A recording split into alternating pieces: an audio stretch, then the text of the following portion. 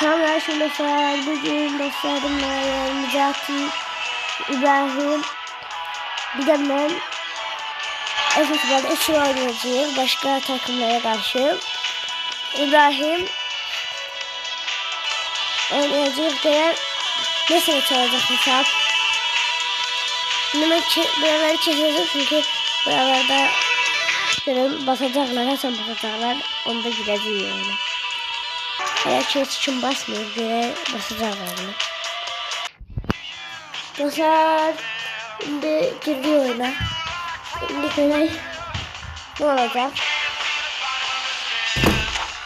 Girdi, ben buraları çizeceğim, oyuna başlayalım, size oynayacağım. Evet. Kadromuz böyle değil. Ama en zayıf menajer olan dostum geldi. Adı İbrahim'de.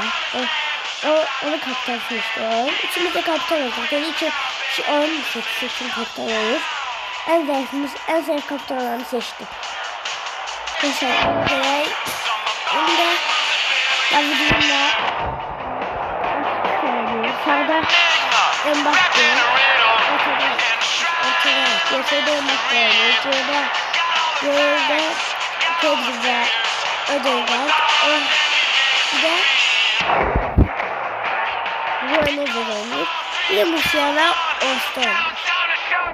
Bu müdafaa oynuyor. Ben hiç sevmiyorum şu müdafağını. Oyuna girer. Yani. Dostlar oyuna girdiler. Şimdi görev ne olacak? Aha. Şimdi oyuna koşullarda oynanacak karşılaşmayı heyecanla beklediğimiz oyuncular herkese merhabalar. Bu maça geçtiğimiz günlerde gösterilen ilgiyi düşünürsek bugün taraftarların sahaya akın etmesi kimseyi şaşırtmadı. Misafir kulübün destekçilerinden de ciddi bir katılım söz konusu. Bu harika atmosferde güzel hava koşulları da tarafların neşesine neşe katıyor. Bizi güzel bir maç bekliyor. Beklentiler büyük, ses seviyesi yüksek. Burada futbolun neden önemli sadece anlamak mümkün. Şutu gönderdi. Ve kaleci muazzam tepki veriyor. Çok iyi. Daha fazlasını beklemek ayıp olur. Ve karşılaşmanın ilk köşe vuruşu. Ortadan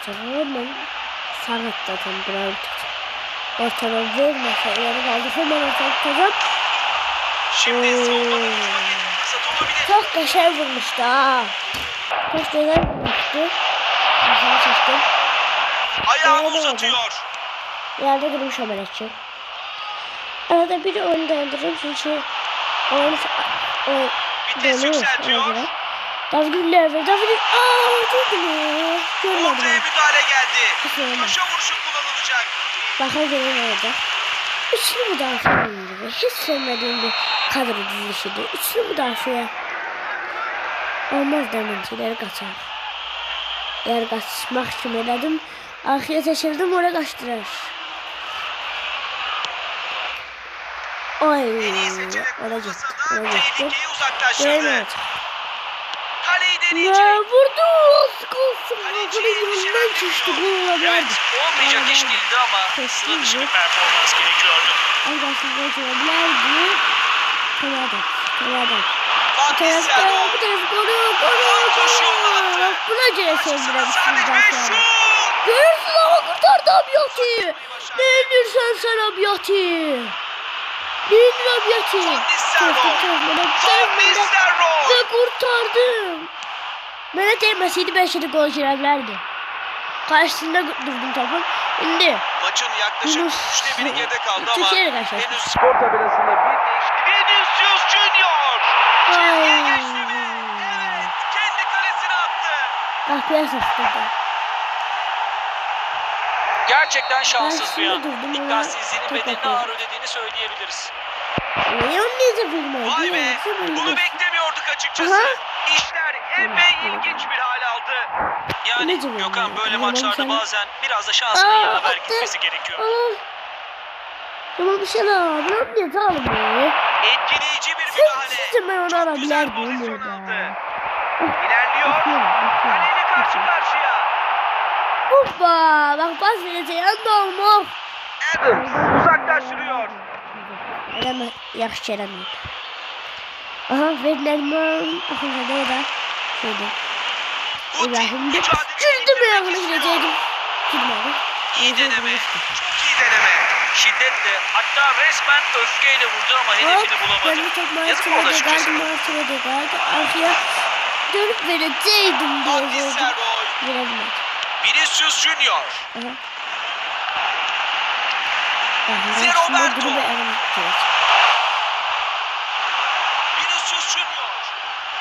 Aha ben de Güzel bindirdi. giriyor ona. Yazaydım ama Yardımcı affetmedim. hakem offside diyor.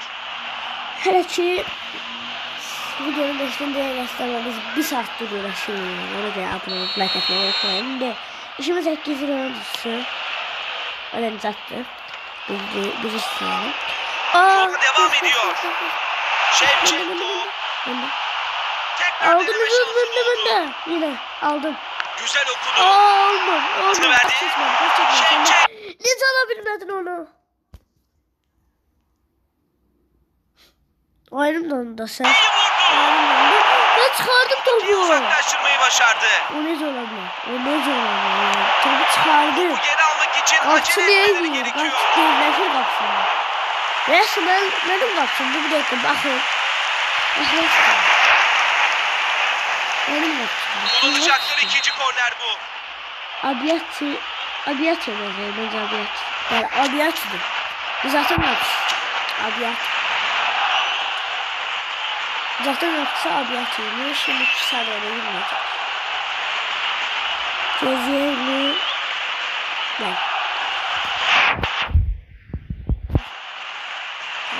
Evet, şimdi 1-0 diyorlar mı? Ha, Mehmet kapıyı Ani bir kontratak şansı.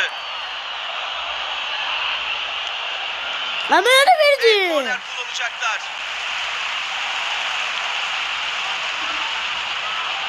Muhtemelen bu yarının son fırsatı. Ben pas verdim. Tavuk gelişini gördünüz. Tabii şimdi kafanın içine girmişti. Bilmiyorum oyunun bug oldu. Nasıl oyunun bug oldu? Şimdi kafama koyacak. Taç atışı gelecek. Gördünüz orada bir ben videoda bakacağım orada gol girdi mi kapıya? Mesela bunu diğer gol girdi mi orada kapıya yok girmedi mi? Sağ kanatta etkili Oyunlarda performans. diyelim. İlerliyor. Sonra bulamadım bir. O Yükseklere çıkıyor. Oy! Diye sonra kadar girmedi o. Devre arasına giriyoruz. Yalnızca bir Yani, gol izlesek de olabilir. izleyenleri büyüleyen heyecan dolu bir yarı geride kaldı. Aklımda hemen. Olabilir yani. İlk aklımda gol var. Şimdi videonun saklayayım. Video başlayanda şey diyelim. Mesela şimdi arkadaşlar gözlerini. Değişik değiller bu. Ronaldo giriyor. Ronaldo çok kötü. Messi'ni sağlık. Ronaldo Messi ikilisi. Sonra. Ne? Lucas de şeydi ya. Lucas Moura. Bak bu üçünü bitiremiyorum. Yani. Ben de söyleyeyim. Oyun bagajı bu sıfırdı. Substitution for Paris Saint-Germain. Mesela videoyu yerde saklamalı oldum. Biraz şey oldu. Oyunda çok donmalar oldu. Videoyu yerde saklamalı oldum. Bu videoda da yaşanan sanat var.